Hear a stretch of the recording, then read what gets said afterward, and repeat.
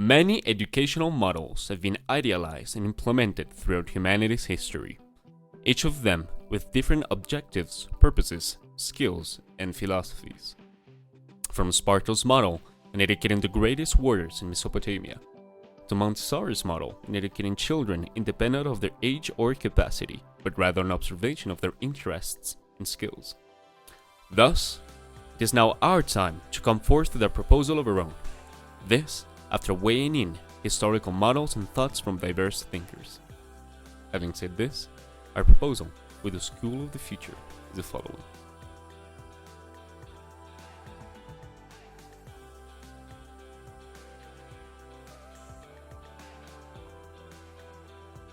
As a main objective, our model seeks to detail interactions, both physical and emotional, the process of learning, the physical aspect of the environment, the development of individual and group skills, and the curriculum and evaluations for these.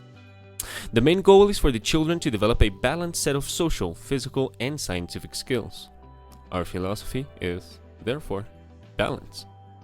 We seek for children to construct their own knowledge through both formal and outdoor, or real, environments, all minutely evaluated and processed to ensure a readiness for the current society's situations and needs.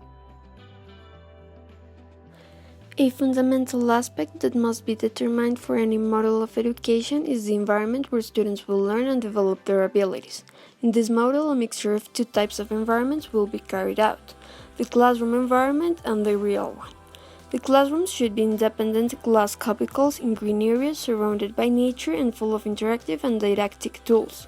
The classrooms will be divided in two areas: one with tables, chairs, and a board, where they will have a formal class, and the other half will have tools and more space to do interactive activities according to the topics they see. This type of infrastructure is ideal because it will provide natural light, which will help with the learning and focus process. As well, students will be more conscious and connected to the planet, and they will be able to share with their classmates. Likewise, the school will have real-life experiences where they can apply their knowledge through projects and integrate different areas. The real environment can be a laboratory, a company, a clinic, a library, a park. These are the scenarios where the application of the acquired knowledge and skills can be verified, including also the practice of attitudes and values.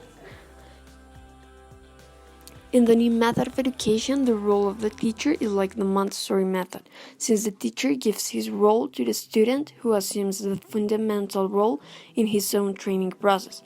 The teacher's task is to supervise and transform the information in a suitable and attractive form for the understanding of the students, but instilling active learning that transcends the classroom and leads to a personal reflection of each student.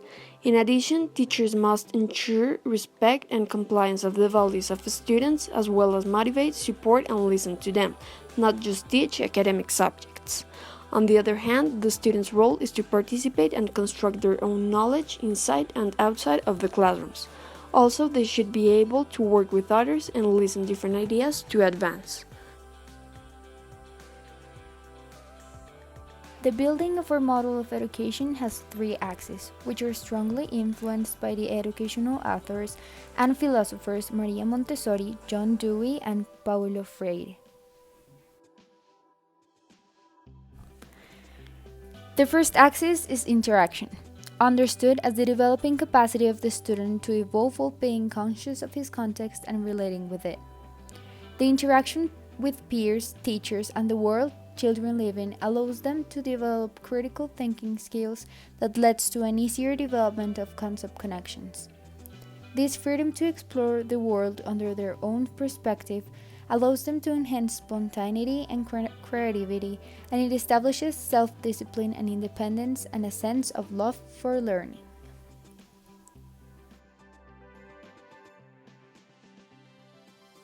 The second axis is learning by deeds. Rather than a storage and retrieval approach, as Freire criticized, the School of the Future must reinforce Dewey's premise of learning by doing.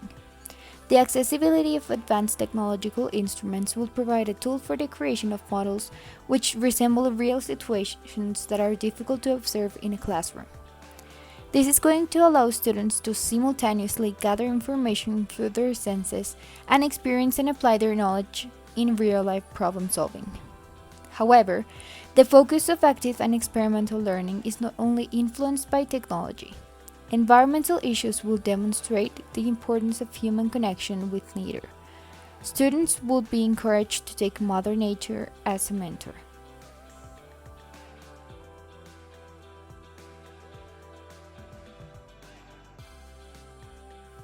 The last aspect is reciprocity.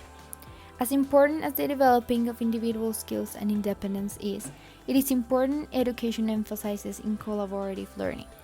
The social axis focuses on the retribution students will give to society. The emphasis in the role of individuals in society guarantees a fair participation and convivence in a determined community.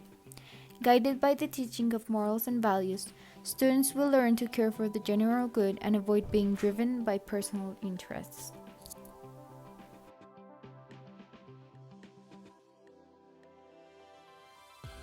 Curriculum and evaluation.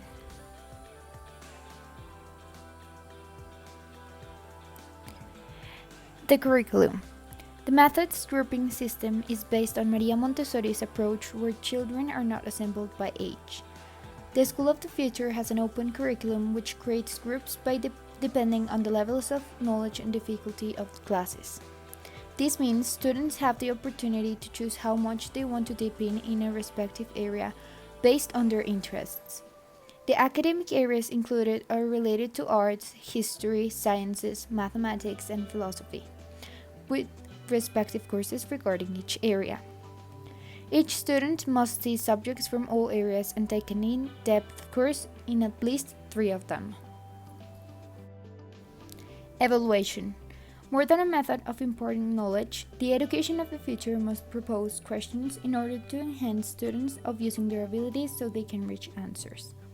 The evaluation of these capacities is done through blueprints, debates, and exercises that, through the abstraction of thought and the knowledge they have acquired, students must propose plausible solutions to real issues concerning their everyday context.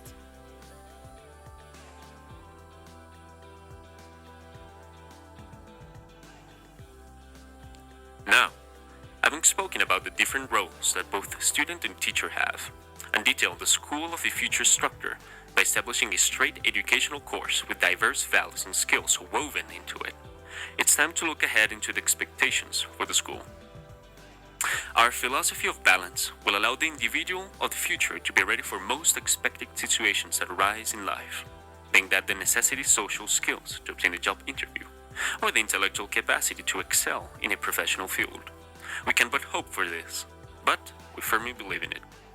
All this for a better society and better individuals.